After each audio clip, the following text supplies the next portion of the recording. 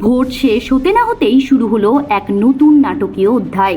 এতদিন যিনি সমাজ মাধ্যমে প্রতিবাদের চড়া সুরে কথা বলতেন, সেই গর্গ চট্টোপাধ্যায় আজ নিজেই আইনের খাঁচায় বন্দী।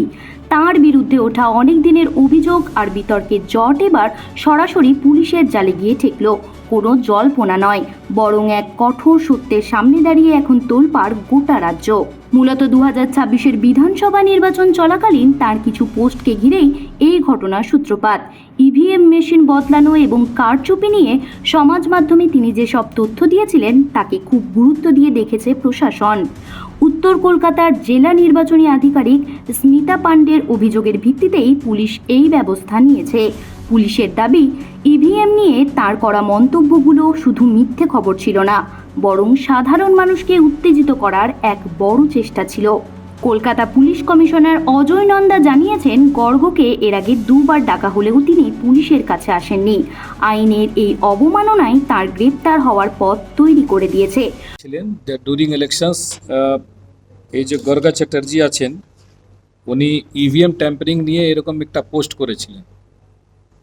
ইভিএম ট্যাম্পারিং হচ্ছে এবং এরকম পলিটিক্যাল গ্রুপকে আহ্বান করলেন কি তোমরা আন্দোলন করো, এই করো, সেই করো। তো এটা নিয়ে চারদিকে একটা রিউমার মঙ্গরিং হলো, এর উপরে একটা কেস করা হলো। মানে আগের তো কেস করে ওনাকে নোটিশ দিয়ে ডাকা হলো, তো দুবার নোটিশ দিয়ে আসেননি, তারপরে ওনাকে সেই জন্য অ্যারেস্ট করা হয়েছে।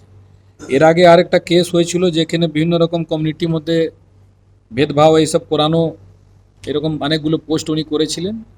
ওই কেসে ওনাকে সোন অ্যারেস্ট করা হবে। তো এই দুটো কেস নিয়ে ওনাকে অ্যারেস্ট করা হয়েছে।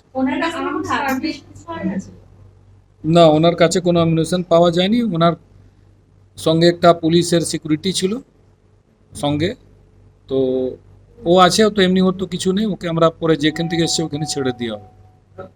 কলকাতা পুলিশ না, বারুইপুর পুলিশ ডিস্ট্রিক্ট। না, ডায়মন্ড হারবার পুলিশ ডিস্ট্রিক্ট। ঘটনার পরে সাধারণ মহলে এবং বিশেষজ্ঞ মহলে শুরু হয়েছে মিশ্র প্রতিক্রিয়া। কেউ কেউ মনে করছেন, নির্বাচনের প্রক্রিয়ার উপর প্রশ্ন তোলা এবং জনসমক্ষে বিভ্রান্তি ছড়ানো যে কোনো বিচারেই অপরাধ এবং এই গ্রেপ্তার হওয়াটাই স্বাভাবিক ছিল। আবার অন্য একটি বড় অংশের মতে, শুধুমাত্র মৌখিক একটি মন্তব্যের জন্য কাউকে এভাবে গ্রেপ্তার করাটা কতটা যুক্তিযুক্ত তা নিয়ে জোরালো প্রশ্ন উঠতে শুরু করেছে। অনেক মহলের দাবি, যেখানে অনেকেই নির্বাচন প্রক্রিয়া নিয়ে নানা সময় নানা প্রশ্ন তুলেছেন, সেখানে একজনকে বেছে নিয়ে এমন কড়া পদক্ষেপ নেওয়া কি কিছুটা উদ্দেশ্যপ্রণোদিত? গ্রেপ্তারের সময় আরও কিছু ঘটনা তদন্তকারীদের অবাক করে দিয়েছে।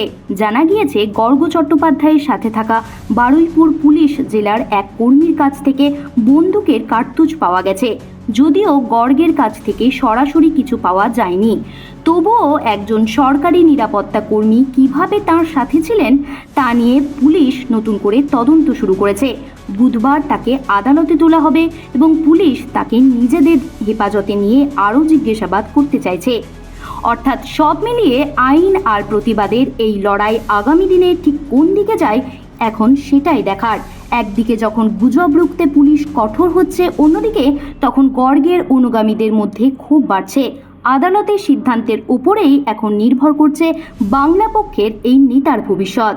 এই খবরের সমস্ত আপডেট পেতে চোখ রাখুন আমাদের চ্যানেল হেডলাইন্স কলকাতায়। জ্যোতি সরকারের report, headlines Kolkata. Ma, there's this new Bengali matrimonial website, bebandhan.in. It's safe, verified, and just for us. Really?